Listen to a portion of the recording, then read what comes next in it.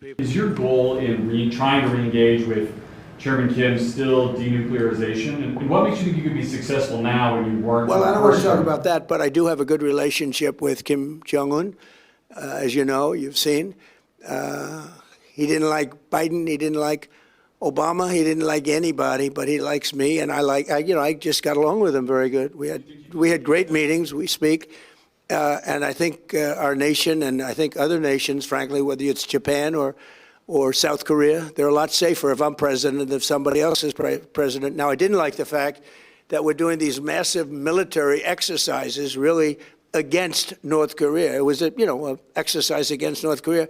When I'm friendly with him, when we have, I don't see anything happening for certainly 2.5 years. It's not going to happen with me, but I don't see anything happening. And I was not happy when South Korea said, no, they're not interested in helping us with the Hormuz Strait, and yet they get 60% of their oil from the Hormuz Strait.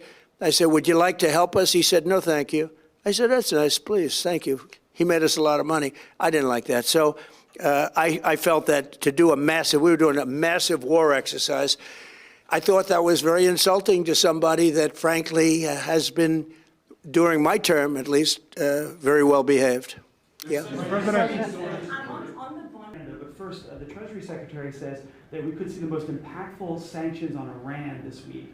When will they come, and what else could be sanctioned on Iran? Well, we have things that we could sanction. We have very draconian sanctions, and we'll see what happens. Right now, the strait is open. A lot of boats are coming through. People aren't reporting that, and that may slow down a little bit at some point, but right now a lot of boats are coming through. The naval blockade has been extremely effective. Zero, I mean, literally while it's up, and it's been for quite a while, except for a couple of little pauses where we opened it purposely with a deal, but the deal didn't terminate, the deal didn't turn out to be what they said, when they tell us one thing and they do another, but kill us. Look, when our country, the blockade has been 100% successful. No boats have gotten into Iran, but they are getting in for other places. But we'll see. We're going to see what happens. It'll either be extremely good and oil prices are going to drop like a rock, or we'll continue to do exactly what we're doing. They were talking about $350 a barrel, and it's today 84, 85. And we are getting a lot of oil out. But the other thing that's happened is people have found other alternatives, which they never thought about. Texas, Alaska, Louisiana, and other places. In addition, a lot of pipelines, record numbers of pipelines are being built.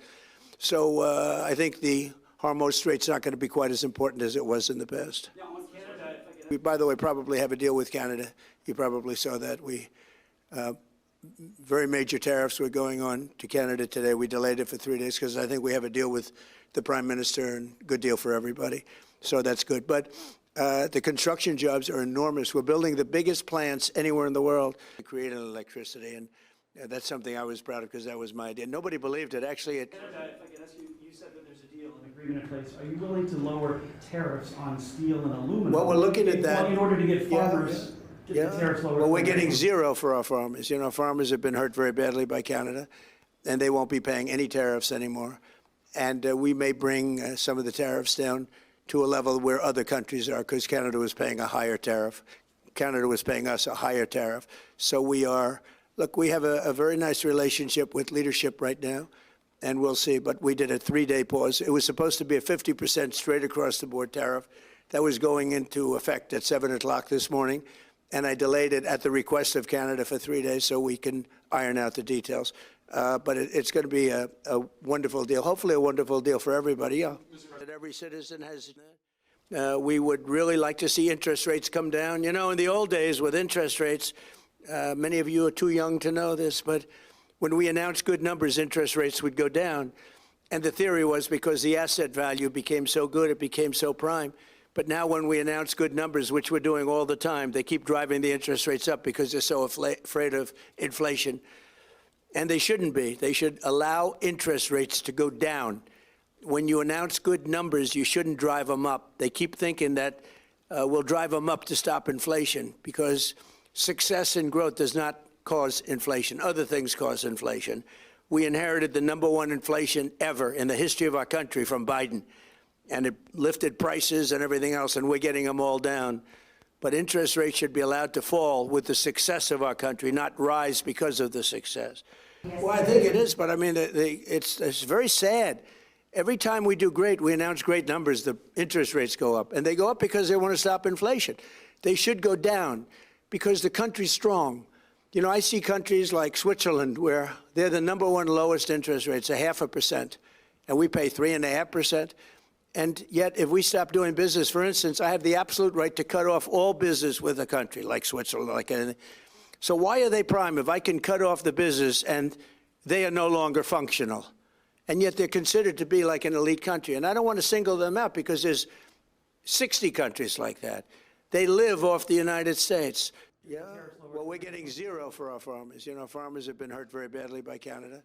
And no, I don't think so, because like I said, our country is doing so well despite interest rates. We have interest rates that are they're actually artificially high.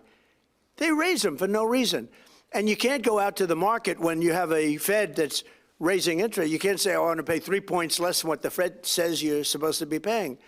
So, no, I don't think so at all. I think we have a very powerful country, and we're powering through these ridiculous interest rates. They're ridiculous. Look, when our country is strong, interest rates should go down.